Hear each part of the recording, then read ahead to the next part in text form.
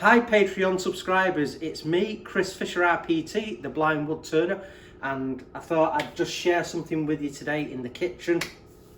And what it is Nicola, if you can just get in close here please.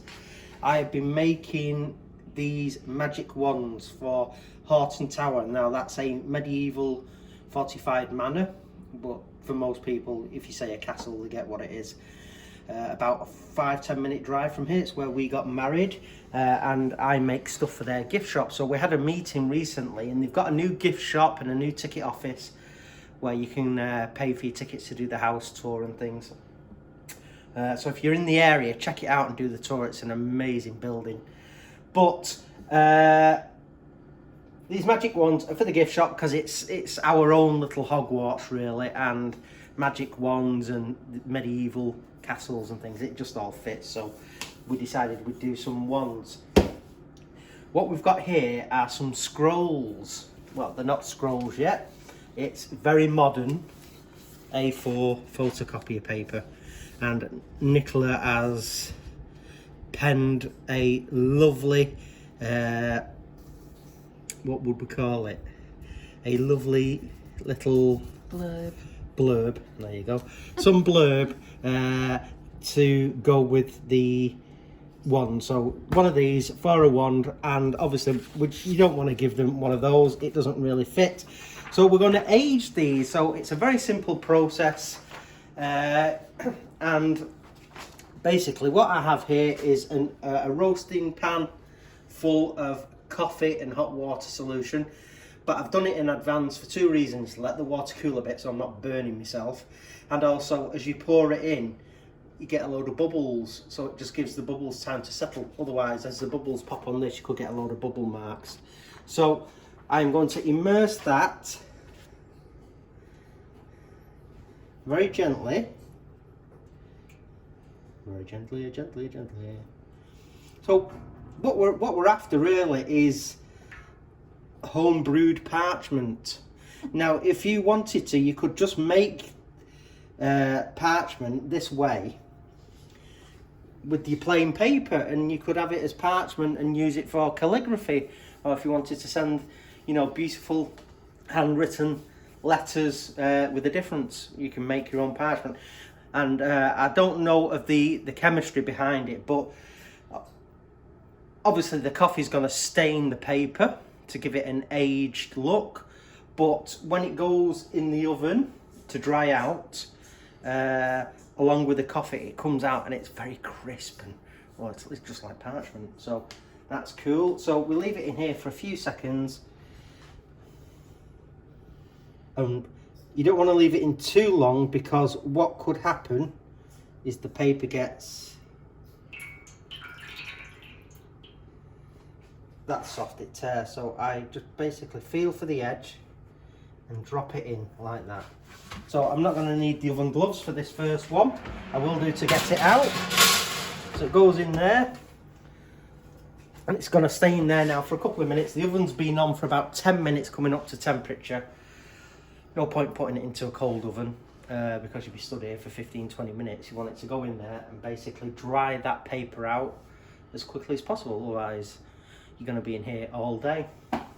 So while that's cooking, we can get the second one steeping in this coffee solution.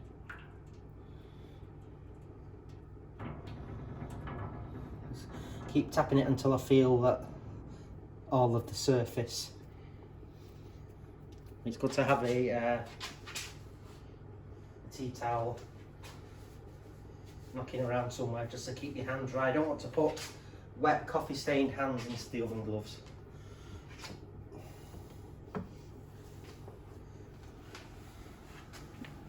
So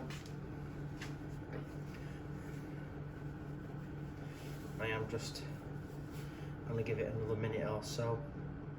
You can, this is dangerous for me to do this, but right, give it another minute. It's nearly there now. So it's dangerous. Normally when I've got something big and heavy in there, like a roast chicken or a pan full of potatoes, I'll let Nicola pull that out because of the weight and being blind, you know. This is where things go wrong for me. It's not in the workshop, it's generally in the kitchen.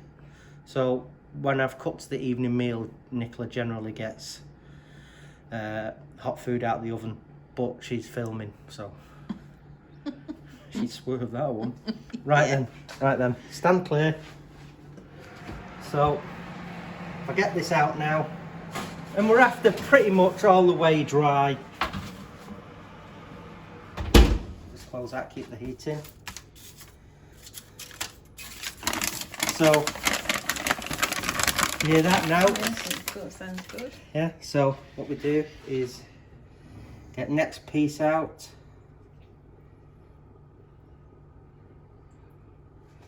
That'll go on this hot. So it'll start drying out pretty quick. Yeah, it's steaming. Open oven. In we go. So you get a bit of a production line going. And these are going to be rolled up by Nicola, and she'll get some nice ribbon wrapped around them. So with one wand, you get a scroll. It just makes it a nicer gift for the Wizard fans out there. And I'm just wondering if people are wondering, what that scroll says. Okay. So if you can read what it says, Nicola, please. Harvey Hogweed's World of Wands. So the reason why we went with that was because it's Horton Tower. Yeah. Purveyor of the finest magic wands. Thank you for purchasing a Harvey Hogweed wand. Each wand has been carefully handcrafted by our most senior wizards. You must be a very powerful wizard or witch to be drawn to one of our wands. Important! Please only use this wand for doing good magic and wizardry. Do not be tempted to put a pimple on your mum or dad's nose, or turn pets into slimy frogs or nasty snakes. This wand will serve you well. Use it correctly and look after it. Thank you for your custom and happy spell casting. HHWOW. There you go. So it's just a little bit of whimsy. We like whimsy. We do. Everybody needs a bit of whimsy. So if we just pull this out.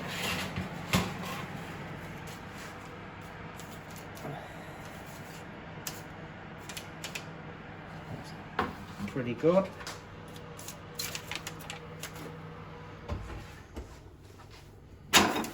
Whoops. Have a blind moment while I'm at it.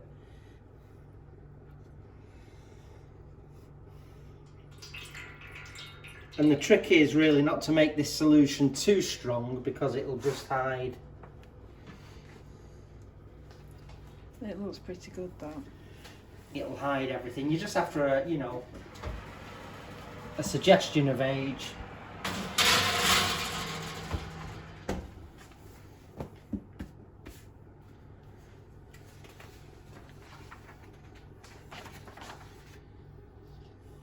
So I'll make this the last one, folks. There's no point in you watching me do all of them. You get the gist. But I thought I'd share this with my faithful patrons. Thank you very much.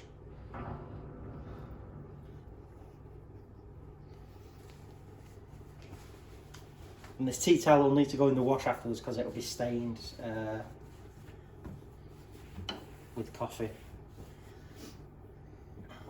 So, there we go. Lovely, lovely. And it should still be completely legible. Yeah. It just makes the ink sort of blend in a little bit more. So yeah, Nicola will go. If I did it, I'd probably end up just putting a very, very neat crease across, and we don't want that. We just want it to be rolled. So that's best done by Nicola. A bit of finesse.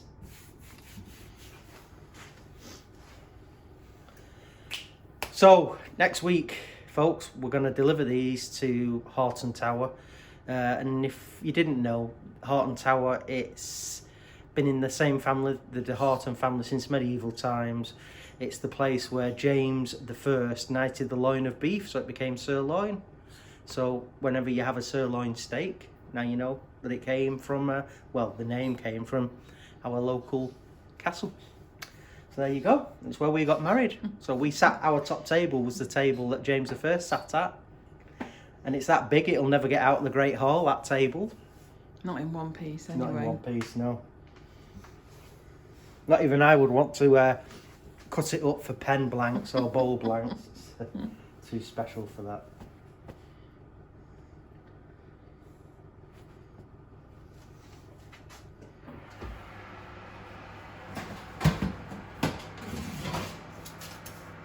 Wonderful. So that's it, folks. Just as I'm doing this last one, I will sign off and say thank you very much for your support. It really is truly appreciated, and we hope to catch you very soon with another video. So until that time, keep turning. Thank you so very much. Look after yourselves. And tell your friends about me. See if they want to support the Blind Wood Turner. That would be most awesome. Cheers, guys. Bye.